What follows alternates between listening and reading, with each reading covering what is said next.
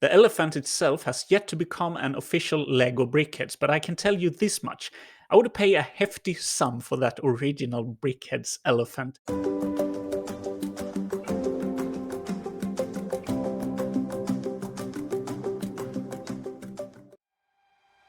San Diego Comic-Con International is a comic book convention and non-profit entertainment event held annually in San Diego, California since 1970.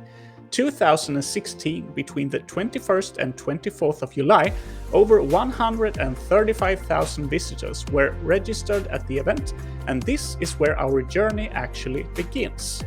Or is it? Hello and welcome, my name is Frederick and you are watching Bedazzled by Bricks, a LEGO YouTube channel solely dedicated to Brickheadz, the best LEGO theme in the world. In this episode we're going to take a look at the history of Brickheadz, how they first came to be, and there are a lot of interesting facts that I didn't know about that you will soon know about, so stay tuned if you want the whole story. Now, Brickheadz was indeed introduced to the public the 21st of July 2016 at Comic-Con San Diego, and the very first set that we ever got was this one, Batman and the Joker, set number 41491. To be able to buy this beauty of a set, you had to actually participate in a random drawing, you had to win that drawing, and then you were able to buy one of 1,500 copies made for the price of $40 US. Now, I have a little fun fact for you, and that is that every single one of these had a number printed on the seal. Between 1 and 1,500, of course, one for each copy ever made. Except one or maybe two copies. They were outside of these 1,500, and they were actually displayed in the glass cases on the event itself. So they were super rare, right? And this one, as you can see, it says sample, is actually one of those. So it's pretty cool to know that this has actually been in one of those glass cases shown to the public of those 135,000 that attended Comic-Con in San Diego 2016. Still to this day, I would argue that this is perhaps one of the best Brickheadz ever made. I really love the appearance of both Batman and the Joker. I love the colors, I love how unique it is, I love the box art, I love everything about this set. This is truly a masterpiece. And it's so fun that it's actually the first one. I mean, LEGO has been producing over 200 unique Brickheadz over a 6-year period, and this still holds up, so that is pretty cool. Subsequently, released on July 22nd, 23rd, and 24th, there were 3 other unique Comic-Con sets released. One of them was this one, Doctor Strange and Black Panther, set number 41493, and the other 2 were 41490, Superman and Wonder Woman, I think it is, and 41492, Iron Man and Captain America. Those 2 I still do not own. The following year, 2017, the first wave of the more common Brickheadz were made available at stores, most of them being Marvel, DC Comics, or Pirate of the Caribbean ones. So now we know what Brickheadz set was actually the first to be officially released, but where did it all start? Who invented the Brickheadz? Who came up with the idea? To find out, I had to dig a little bit deeper.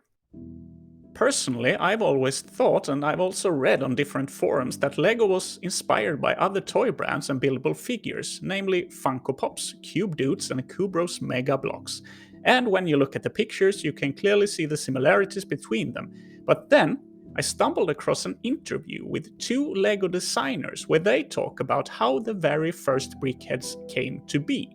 And I found out that the one man we can thank for having these wonderful characters available to us is this guy, Austin Carlson. In this interview, Austin Carlson tells us the story of how he came up with the idea of Brickheadz, and it all actually started out by him building an elephant as a present for a colleague of his, Trudy Brown. She happened to like elephants a lot. He says, "So basically with the Brickheadz, I mean it was just a fan kind of thing I did on the side." He continues in another interview that fat heads, chubby bodies and stubby limbs are a standard formula for cute, so that's probably why they look like they do. Then, after the elephant got really popular at the office, he made versions of his colleagues in Brickheadz form, and one day he got recognized and asked to actually present these characters, these blockheads that he called them, later referred to as Brickheadz of course, as an actual idea for an official LEGO product. The elephant he started out with was built and rebuilt over 300 times together with his colleagues to get the overall structures and proportions just right, and from there the first 4 sets of Brickheadz was released at Comic-Con, and alongside them 2017 the first wave of Brickheadz came. The elephant itself has yet to become an official LEGO Brickheadz, but I can tell you this much: I would pay a hefty sum for that original Brickheadz elephant that Austin made for Trudy. So Trudy, if you are watching this, please write in the comments below and perhaps we can make an arrangement.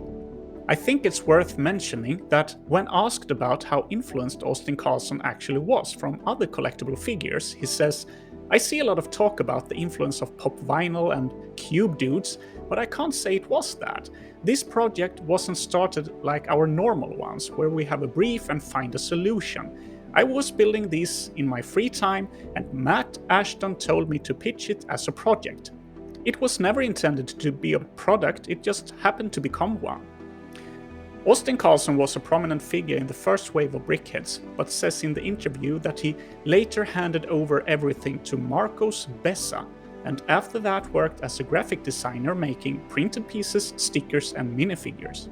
If you don't know who Marcos Bessa is, he is a famous LEGO designer who has designed over 80 different LEGO sets, among them 76405 Hogwarts Express Collector's Edition and 75978 Diagon Alley in the Harry Potter theme.